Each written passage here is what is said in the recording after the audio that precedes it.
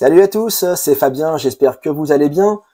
On a beaucoup parlé de croisière sur cette chaîne jusqu'à présent et on va continuer dans le futur, mais il faut quand même que je vous parle de notre autre mode de voyage préféré, les vacances en camping et plus particulièrement en mobil-home. Charlotte et moi, on a campé en caravane ou en tente avec nos parents toute notre enfance. On était encore en tente lors de nos premières vacances en amoureux autour de 2010, mais l'année qui a suivi, on a essayé notre premier mobil-home et on y est resté depuis.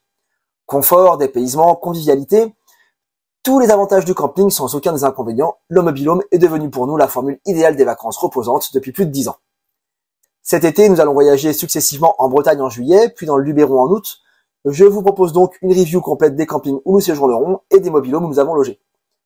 On va commencer immédiatement avec le camping Manégarnéwé. Je sais, c'est dur à prononcer, mais c'est breton. Au programme, fraîcheur, piscine, loisirs, grosse fièvre et patrimoine. C'est parti pour la Bretagne. Le camping Manégarnéwé est situé en Bretagne Sud, à Baden, entre Vannes et Auray, au cœur du golfe du Morbihan. C'est un camping qui s'étend sur un parc de 20 hectares, propose 414 emplacements et se situe à 1 km de la mer et 3 km des plages. Le camping a été fondé il y a 47 ans par la famille Madec, dont les enfants assurent encore aujourd'hui la direction. C'est un camping sous bannière du groupe Yellow Village, qui rassemble un grand nombre de campings de très bonne facture à travers toute la France. Après avoir testé la Loa à Sérignan et les Tournelles à Ramatuelle, c'est donc notre premier séjour Yellow Village en Bretagne. Suite à un changement impromptu de réservation, lié à l'arrivée de ma maman qui habite à quelques kilomètres de là le reste de l'année, on a eu un premier mobil-home le premier jour, avant de déménager pour un second plus grand pour le reste du séjour. Je vous propose donc de découvrir ce premier mobil-home, puis de faire un tour complet du camping, et on conclura la vidéo par la visite du second mobil-home qui nous a vraiment surpris et vous verrez pourquoi. Avant de commencer, je vous invite à nous laisser un petit pouce en l'air, à commenter si le cœur vous en dit, et à vous abonner pour ne rien rater de nos prochaines balades en vidéo. C'est bon pour vous? Alors on y va! Le tout nouveau quartier Cap Ouest se présente comme un quartier à thème western, bien que de prime abord, pas grand chose n'évoque le Far West dans sa décoration. C'est un quartier calme où on vient garer sa voiture devant son emplacement. Les emplacements sont très spacieux, bien délimités, bien ombragés. Et d'ailleurs, un truc agréable avec la Bretagne comparé au sud, c'est le tapis d'herbe bien frais qu'on a sous les pieds au lieu du sable et des aiguilles de pain. Le mobil-home dispose d'une assez grande terrasse, mais d'une pergola. Assez classiquement, elle est dotée de 2 transats, d'un étendage à linge, d'une table, de 4 chaises. On aime beaucoup la mise à disposition d'un barbecue d'excellente qualité en bonus des équipements traditionnels. À l'intérieur, le mobil-home est beaucoup plus spacieux que ceux qu'on a traditionnellement dans le sud. Ce qui est peut-être dû au climat breton, comme il pleut plus souvent et que les températures sont plus fraîches, on passe plus de temps à l'intérieur. C'est cool d'avoir plus de place en tout cas. Autour du grand salon équipé en table et fauteuils, on trouve une cuisine équipée avec un vrai grand frigo, un congélateur et un lave-vaisselle. Du côté des chambres, on a une chambre parentale avec lit double et placard, et la chambre d'enfant avec 2 lits simples et également un placard. La salle de bain est grande, encore un truc bien agréable vu qu'on ne se cogne pas partout. Les toilettes, enfin, sont calées là où on peut, et tellement petites que quand moi je suis assis, mes genoux touchent la porte. Et c'est quand même un souci assez récurrent dans les mobil-homes. À noter, pas de clim en Bretagne dans l'immense majorité des mobil-homes, par contre il y a du chauffage partout. Dans l'ensemble, c'est un mobil-home qui offre une belle prestation, sans être dans l'excès. Il est efficace, fonctionnel, assez spacieux et très bien équipé. La literie est bonne, et notez aussi que les draps et serviettes sont fournis dans le cottage. Et on parlait d'ambiance western au début, l'ambiance western, en fait, il va falloir se contenter de ce petit totem là un peu tristounet et de la proximité immédiate du centre équestre du camping. Et compte tenu de certains retours que j'ai eu avec nos voisins, je me demande un peu si l'appellation ambiance western ne vient pas simplement justifier le fait que l'endroit sent quand même pas mal le crottin avec tous les chevaux à proximité. Moi perso, je m'en fous. L'odeur des chevaux, j'aime bien ça. Et puis je trouve qu'au final, c'est une façon assez maligne de s'éviter les remarques des clients qui ont la narine un peu trop capricieuse. Pour moi, sans faute ici, le cottage Cap Ouest ne ment pas sur la marchandise et offre une prestation à la hauteur des attentes. Le Manégarnéwé est un camping 5 étoiles, ce qui garantit un très bon assortiment de services et d'activités directement sur place. Première remarque, mais qui ne pose pas de soucis, et c'est surtout pour l'anecdote, on peut constater que certains aménagements du camping sont révélateurs de son ancienneté.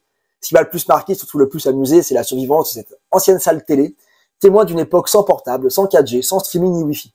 Mais en dehors de ça, l'ensemble du camping tient parfaitement les standards attendus pour un 5 étoiles en 2023. Dès l'entrée, on découvre la réception qui est bien agencée avec un personnel souriant et serviable. On y récupère les clés d'emplacement et le bracelet d'identification qui est à garder pour tout le séjour. Au Manégarnéwé, on a aussi fait le choix de l'avenir avec des bracelets sur lesquels on peut charger des sommes de monnaie pour ensuite payer sans contact partout sans avoir à trimballer son portefeuille.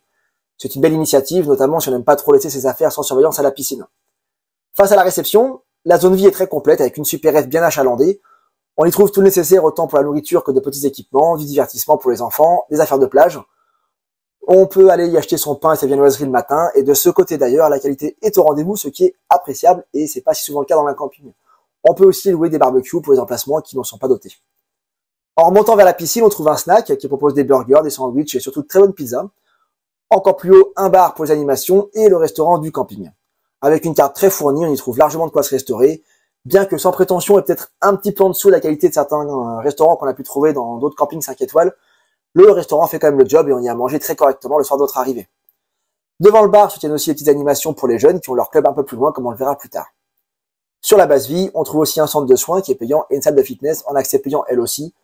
Alors j'ai plus en tête le prix du centre de soins, mais la salle de fitness, je crois que c'est 2 € l'accès pour la journée, un truc comme ça, donc c'est pas non plus excessif. La piscine est bien entendu le centre névralgique du camping, et de ce côté-là, on peut dire qu'on n'a pas été déçus. Elle possède plusieurs bassins, de nombreux toboggans et pas mal d'installations pour faire plaisir à tout le monde. Déjà, elle possède un très grand bassin principal qui descend en pente douce, idéal pour la farniente, adjoint d'un petit bassin pour les tout petits. Au fond, on trouve une série de 5 toboggans à vitesse et parcours variables. Alors, s'ils sont pas très impressionnants esthétiquement, ils descendent suffisamment vite pour se faire bien plaisir en les dégringolant. En contrebas, une zone entièrement dédiée aux enfants a été créée, qui se compose de jeux d'eau en surface avec plein de petites fontaines, d'un grand circuit en mode rivière qui fait le bonheur des enfants, un îlot central pour se reposer et un second que j'ai baptisé l'île aux enfants.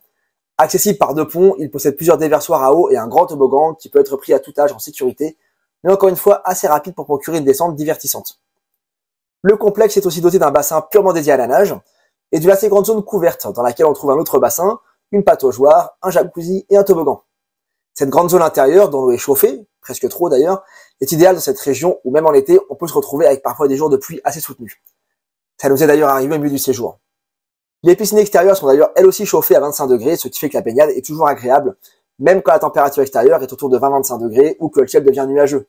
En Bretagne, en fonction des marées, la météo peut fortement varier au cours de la journée. Le fait que le camping est pareil assez impromptu avec ses aménagements aquatiques est vraiment un gros point fort. Un bémol cependant, la baignade n'est pas surveillée et les enfants sont sous la responsabilité des parents. S'il y a bien des animateurs du camping qui tournent pour s'assurer qu'il n'y a pas de fort manquement à la sécurité, il n'y a en revanche pas de maître nageur sauveteur et j'avoue que ça m'a un peu surpris sur un camping de ce standing. Au rang des autres activités, le camping est très largement doté. Du côté des activités gratuites, voici ce qu'on peut trouver. Un club enfants et ados accueille les jeunes le matin de 9h30 à midi et l'après-midi de 15h à 17h en proposant une large gamme d'activités. Il suffit d'aller inscrire son enfant en début de séjour et de se présenter un quart d'heure avant l'horaire. J'imagine néanmoins qu'il doit leur arriver de refuser du monde en pleine saison. Les animateurs organisent aussi un spectacle musical avec les enfants en fin de semaine qui tient dans une petite salle de spectacle assez confidentielle. Rien à voir avec certaines représentations des gros campings du sud de la France qui font un peu plus dans la démesure. Toujours pour les enfants, on apprécie la vaste zone de jeu, dont plusieurs trampolines, des parcours sécurisés, plusieurs toboggans et trampolines gonflables. Une partie de l'air est couverte, ce qui permet encore une fois de s'y rendre même si la météo fait des caprices. On y emmenait nos filles quasiment tous les jours, elles ont adoré. Il y a aussi un chouette terrain multisport ouvert jusqu'à 22h, qui est le lieu de rassemblement favori des ados, un poil bruyant pour les voisins immédiats, mais sans être insupportable non plus. Pour les fans de pêche, le camping est aussi doté de plusieurs étangs dans lesquels la pêche est autorisée et gratuite du moment qu'on a son matériel. Au rang des activités payantes, outre le sauna et l'espace fitness que j'ai mentionné plus tôt, on trouve aussi un vaste accrobranche accessible pour les jeunes et les adultes, avec notamment d'assez longues tyroliennes qui font le plaisir de tous. Également attenant au camping, le club équestre propose une large gamme d'activités allant de la promenade à la longe jusqu'aux cours soutenus de rattrapage ou de perfectionnement. On peut aussi mentionner la présence d'une petite salle de jeux d'arcade, dans laquelle j'ai rarement vu du monde, ce qui n'est pas vraiment étonnant au vu des nombreuses options de jeux sur mobile et autres consoles portables existant aujourd'hui. Dans l'ensemble, c'est un camping qui est vraiment très bien doté, très bien équipé, bien animé, dans lequel les journées passent tellement vite qu'on en oublierait presque tout ce qu'il y a à voir en Bretagne. Mais je le garde de visite pour une prochaine vidéo. On n'a pas eu l'occasion d'en faire beaucoup étant donné qu'il a fait quelques jours de mauvais temps, que j'ai aussi droit moi à 2 jours à 42 fièvres qui vont bien clouer au lit. Mais on a quand même eu le temps de voir 2-3 petites choses dont je vous reparlerai dans une prochaine vidéo.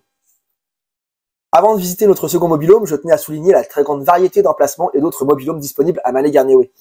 Il y en a pour toutes les expériences, pour tous les budgets, depuis l'emplacement nu de camping classique jusqu'au gros mobilhome avec clim, terrasse et spa, suite parentale et tout le tintouin. Mention spéciale aux emplacements de camping qui sont mis d'un petit local cuisine et sanitaire privatisé, de quoi profiter d'une offre de camping plus traditionnelle tout en profitant aussi de quelques commodités supplémentaires. Je sais que personnellement, je préfère avoir mes toilettes et ma douche perso plutôt que d'aller au sanitaire commun, même quand ils sont de très bonne facture, d'ailleurs il n'y a rien à redire là-dessus, mais après ça dépend des goûts de chacun. Et donc, pour finir, découvrons ce fameux mobilhome qui nous a été attribué depuis sa grande terrasse équipée comme toujours d'une table, 4 chaises, 2 transats et d'un barbecue. On accède sur un très grand salon au design moderne, vraiment surprenant et bienvenu. La cuisine est très bien équipée, munie d'une cafetière, d'un micro-ondes, d'un lave-vaisselle et encore une fois d'un très grand frigo et congélateur. On y trouve un agencement assez ingénieux avec une petite chambre avec 2 lits superposés qui ont chacun leur fenêtre, ouvrant sur une salle de bain commune assez grande d'une AVC. Cette salle de bain communique ensuite avec une seconde chambre avec 2 lits simples qui revient sur le salon. De l'autre côté, à notre grande surprise, on a eu droit à une grande suite parentale munie de son grand lit double, de sa salle de bain privée et même de ses propres WC, avec enfin de la place pour ceux qui, comme moi, ont des longues jambes. Malgré cette modernité apparente, tout n'était pas parfait, ceci dit, avec quelques systèmes de store pas très efficaces qui étaient déjà défoncés à notre arrivée, et par exemple ce support papier WC qui ne tenait déjà plus en place. Mais franchement, vu la prestation globale, on n'est pas allé s'en plaindre, et en plus ils étaient déjà au courant à l'accueil, donc ça n'a pas été retenu non plus sur nos cautions ou quoi que ce soit. De plus, à préciser, le quartier Belle-Île est piéton, très calme et bien paysagé. Les voitures sont garées sur un petit parking attenant, à proximité du terrain multisport et à 2 pas de la piscine, sans pour autant que le bruit nous parvienne. C'était idéal. On peut noter aussi que le barbecue était cassé. Donc le premier jour, le camping nous a permis d'en prendre un en remplacement auprès de la supérette, qui est en nous, comme je vous ai dit. 1 heure après, j'étais encore en train de faire cuire mon barbecue de remplacement, qu'il y a un membre du personnel qui nous en a amené un autre en parfait état, qu'on a réutilisé un petit peu plus tard dans le séjour. Et dans les 2 cas, les 2 barbecues qu'on a fait, on s'est régalé. Voilà. C'était quand même à signaler. C'est ainsi que se conclut notre tour du camping Mané-Garnéwé de Baden en Bretagne. Nous y avons passé un excellent séjour avec de belles prestations, on ne s'est jamais ennuyé une seule minute, et quand on a eu le moins de petits soucis, le personnel a toujours été hyper réactif pour le résoudre. Grâce à sa très bonne situation et son côté assez confidentiel, on n'a jamais eu l'impression d'être dans un attrape touriste, et l'autre séjour a été vraiment agréable et dépaysant. Certes, quelques équipements accusent un peu leur âge, mais franchement, il faut vraiment chercher la petite bête pour venir s'en plaindre, et si je le mentionne, c'est uniquement pour être le plus complet possible. C'est un camping familial et reposant que je recommande chaudement à tous ceux qui cherchent un coin vraiment agréable pour se poser en Bretagne. Dans une prochaine vidéo, j'aurai le plaisir de vous emmener visiter la citadelle de Port-Louis et les abords de l'Armor Baden, donc la petite station balnéaire, le petit port qui est à côté de Baden où on avait notre camping.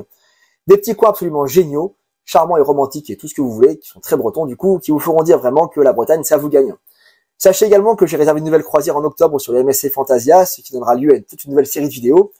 Je vous rappelle que vous pouvez aussi retrouver celle dédiée au MSC Seashore dans un lien sous la description. Voilà, c'était Fabien, je vous souhaite un bel été et je vous dis à très bientôt pour de nouvelles vidéos. Ciao.